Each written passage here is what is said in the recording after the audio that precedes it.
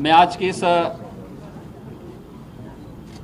Media briefing में आप सबका स्वागत करता हूं। आज यहां पर हमें दुनिया के सबसे बड़े आध्यात्मिक और सांस्कृतिक इवेंट प्रयागराज महाकुंभ 2025 के लिए आयोजित इन बैठकों के क्रम में मैं आप सबका भी हृदय से स्वागत करता हूं। आज प्रातःकालीन सत्र से ही हम लोगों को प्रयागराज में आने, संगम तट पर मां गंगा, यमुना और सरस्वती के मिलन स्थल पर दर्शन करने का सौभाग्य प्राप्त हुआ। आरती और पूजन करने का भी अवसर प्राप्त हुआ। अक्षय वट, सरस्वती कूप आदि की सुंदरीकरण की योजना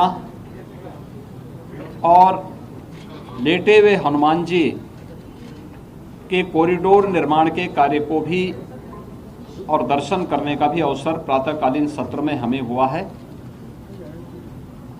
प्रयागराज कुंभ महाकुंभ 2025 के लिए 13 अखाड़ों, खाक चौक, आचार्यवाड़ा और तीर्थ पुरोहितों के साथ हमारी बैठक संपन्न होने के बाद केंद्र और राज्य सरकार के विभिन्न विभागों के द्वारा महाकुंभ के लिए कार्य किस रूप में आगे बढ़ रहे हैं, इसके बारे में भी एक विस्तृत समीक्षा हम लोगों ने यहां पर की है।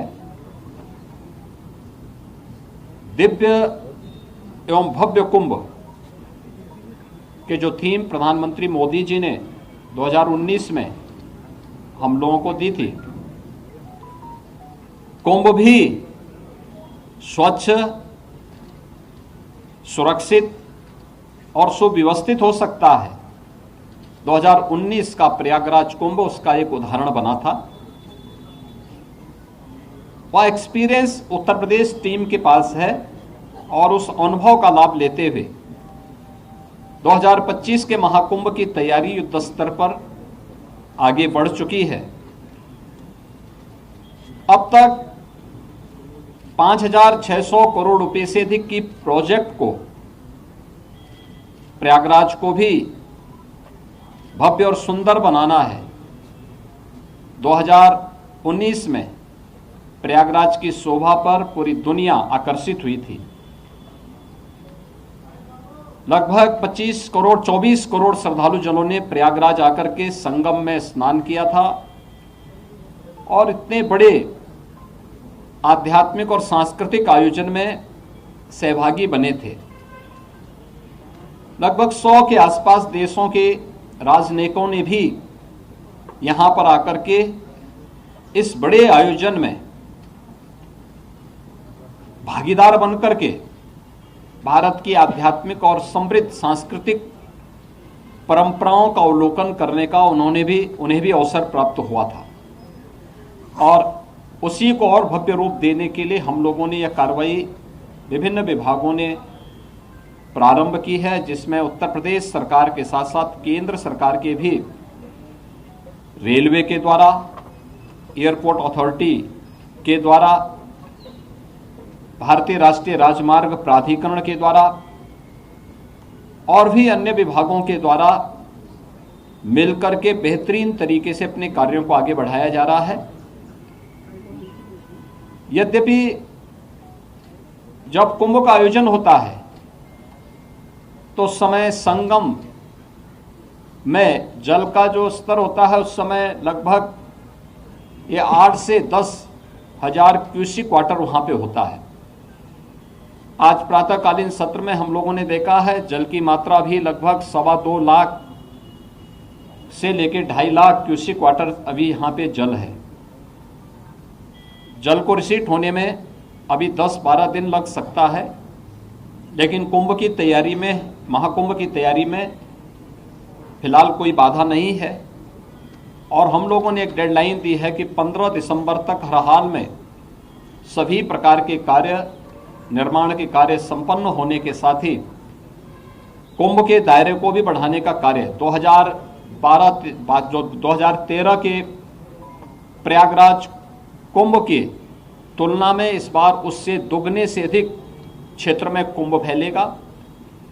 हमारा प्रयास होगा कि पीक डे के दिन जो मुख्य मुख्य पर्व हैं, पौष पूर्णिमा 13 जनवरी से लेकर के और महाशिवरात्रि 26 फरवरी तक, ये जो अलग अलग पर्व पड़ेंगे, जिसमें पौष पूर्णिमा है, मकर संक्रांति है, मौनी अमावस्या है, बसंत पंचमी है, माघी पूर्णिमा है और शिवरात्रि है।